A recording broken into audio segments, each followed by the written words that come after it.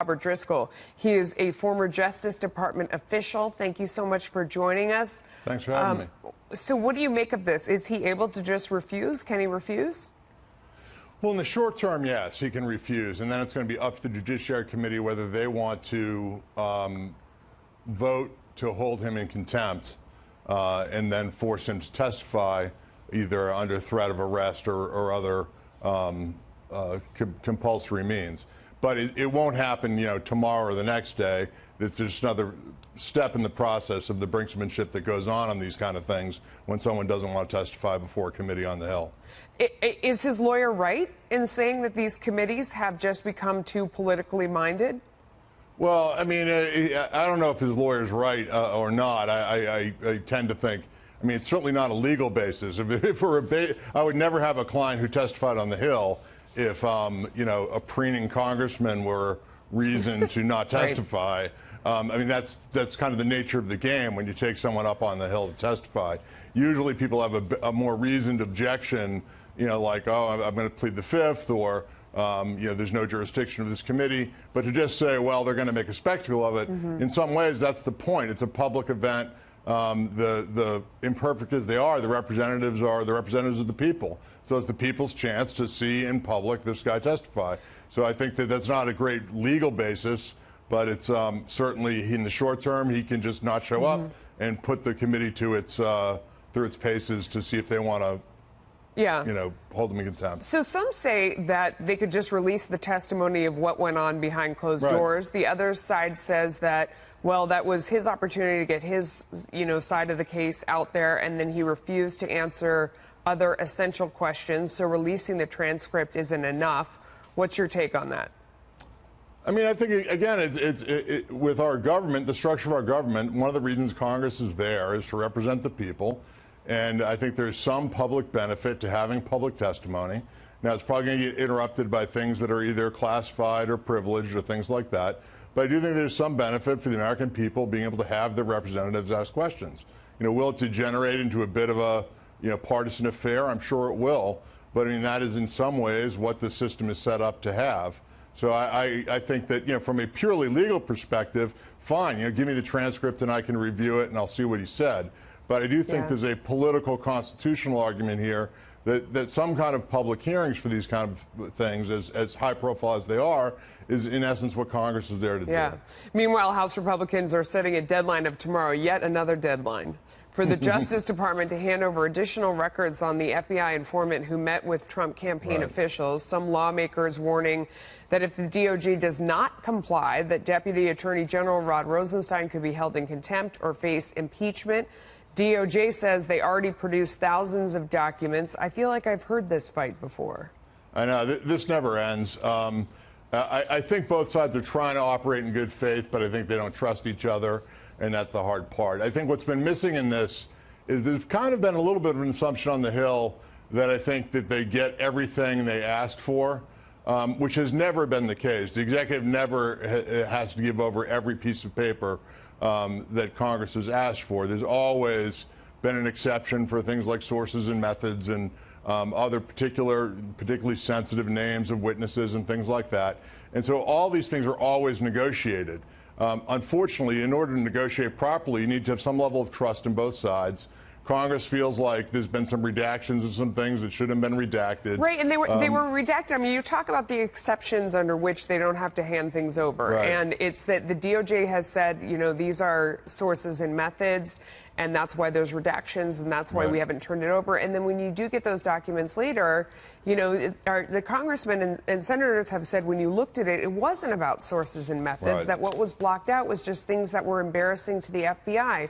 So they do have a reason to not have a lot of faith. No, I think that's true. I think the problem is that obviously, I think as Dag Rosenstein pointed out, he's not the one doing the redactions, obviously. He's the DAG. They've got a staff of 100 FBI agents doing it. And when one of those agents does something wrong and it's pointed out, he can go back and correct, but it's hard to kind of blame him for the day-to-day document production that goes on. And so I think that it is, there's some reason for skepticism from Congress, but there's also reason for skepticism from DOJ, because obviously that provided things that have ended up leaked, almost immediately at different times as well. And so hopefully they can get everyone together. And the way this usually has to work is Congress needs to say the information they want, not necessarily the documents, and DOJ can say, okay, we'll tell you about it, even if we have to withhold certain documents. Well, they did that, though. I mean, we have to go, but they said we want to know how this investigation started, and did it start before you said it did? And, it comes down to they want to see the original documents because they're not totally believing the answer. We'll see. Maybe we'll get to it someday. Thank you, sir. Thanks for your time. I would love to be back when we get to that day. Right. All right. The president taking Vladimir Putin at his word that Russia didn't interfere with our election was always silly. It now just got dealt a huge blow with this bipartisan Senate Intelligence Committee report that came out today, as it echoes the findings of every other fair broker on the situation. Russia meddled. Trump is kidding himself, and probably only himself, trying to minimize Putin's role. Now, that's just one aspect of this. And there's all this intrigue. Why would the president do this? Why would the president do that? Did Russia help him and he's trying to pay them back by being nice? I don't know the answers to any of those things, and we don't have facts.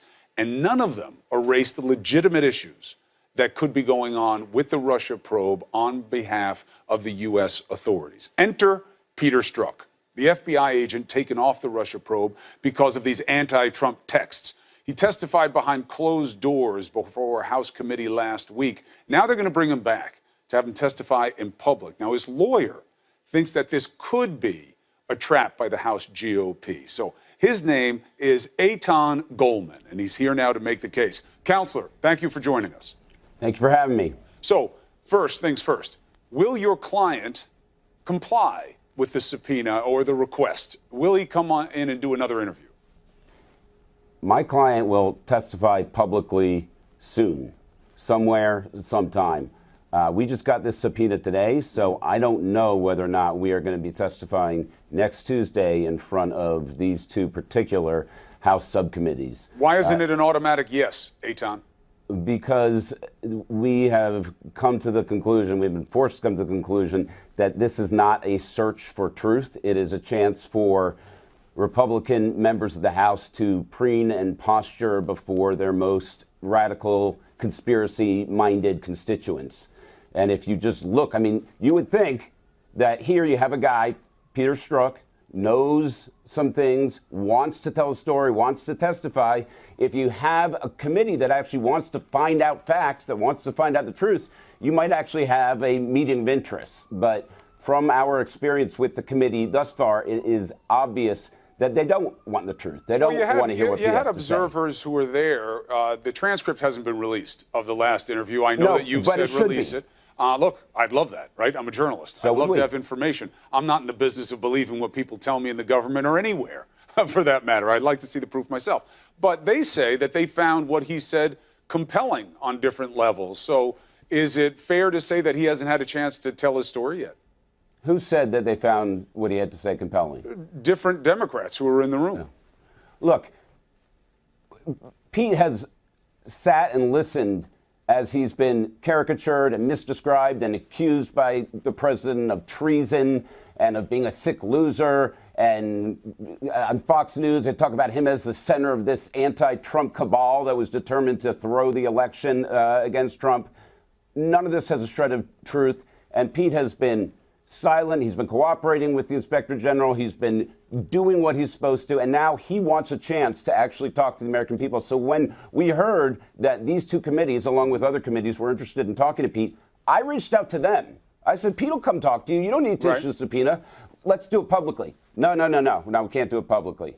Okay, well, can you at least tell me that you'll release a transcript so you don't have House Republicans selectively leaking or misleaking selective excerpts to make him look bad? No, we can't do that either. Well, okay, we'll come in anyway. So we came in, and he testified, and what really kills me is the Republicans, the committee, the first thing they tell us in there is, this is confidential. If you disclose any of this, you could be compromising the integrity of this investigation. And not just it leaked. Republican members during breaks were dashing out to talk to the media, to tell them, this guy, he's not answering questions. You know what you should have done? What's that? You should have brought your client here. Because then it would be all live. It would all be on the record. It'd all be out there for people to see, and he'd be tested by someone where the audience gets to see what it is and what it isn't. The offer there may come a day, stands. Chris. The offer stands. Now, you said something earlier that I gotta come back to you on, which is there's not a shred to any of the allegations. Now, your client put himself in a position of criticism by what he wrote in his texts. I understand he didn't think they'd become public when he was writing them to an intimate. I get that. But the texts came out, and they tell a story that he's going to have to answer for. Trump's not ever going to become president, right? No, he won't. We'll stop it. Now, the Inspector General's report found that he had bias for a reason, and this seems to be proof of it. I want to believe the path you threw out for consideration in Andy's office, that there's no way he gets elected. I'm afraid we can't take that risk. It's like an insurance policy in the unlikely event you die before you're 40. These are things that are suggestive of a bias against Donald J. Trump, who was running for president at the time. How's that not a fair reading? Well, I mean, it's a completely fair reading to say that Pete Strzoks and Lisa Page were not fans of Donald Trump. I think they both admit that, and they both admit that, in these texts, which they thought were private and ultimately were not, they used some purple language to describe Trump. And, if you go through the times when they're talking about Trump, whether they call him an idiot, whether they use less polite terms, each of those corresponds to something that's happening in the campaign. At one point, Trump is denigrating a family of a fallen war hero, and they have an exchange about that. But that's justification for a feeling. What I'm saying is, if it existed as a feeling, reasonable or unreasonable, doesn't that make it true that Strzoks was acting with a bias when he was doing whatever he was doing because he didn't like this guy? And how could it not affect his decisions? No, of course it doesn't make it true. I mean, that's what FBI agents do every day, right? Everybody in the FBI has got political opinions. Pete is not the only one who didn't like Trump, and there are a lot of people in the FBI who really, really disliked Hillary and Bill Clinton. Doesn't mean that they weren't in a position to act on a threat of, we'll stop it. Yeah, well, I don't know why you think that that's a threat. I think that what he's How would you characterize it? I think he does not think. That is right about when Trump was talking about the Khan family. And I don't think that Pete or Lisa Page or hundreds of millions of other Americans, including a lot of Republicans, thought that it was, there was a chance in hell that Donald Trump was going to be elected at that point. Look, the allegations I was talking about, Chris, that don't have a shred of truth are the ones that put Pete Strzoks at the center of this secret society, this Dumbledore's army type of underground cell in the FBI. There's no truth to that. Right. And I mean, they took that from his conversations also, but I've never seen it substantiated. I hear you on that. Not substantiated. I mean, the IG's been investigating this for months and months. It's a 570-page report, okay? They know why they took different decisions in the Clinton email investigation. And he said he found bias. He couldn't find it overall, but he did find it. He couldn't rule it out in the idea of how you prioritize different investigations regarding Trump and Hillary. There's certainly things for him to answer for in there. You can't be surprised he's getting criticism. No, of course not. And he is ready, willing, and able to answer questions about the text. Gotcha. The problem with this forum is that, I mean, I don't know if you watched the Rod Rosenstein and Chris Wray testimony the other day. Hour after hour. Okay, so the way they treated those two guys, these lifelong Republicans, and not letting them answer a question, filibustering, that is nothing compared to the way they treated Pete Strzoks. So again, it does not seem to me like a search for truth. I hear you. I get it. I want to see the transcript so we can make our own judgments. I want you to see the offer transcript. stands. He will get a full hour here on this show to make any case he wants to make, and there won't be any fly around. Wah! Almost got it. All right, Eitan Goldman, thank you very much for making your case for your client. The offer stands. Okay.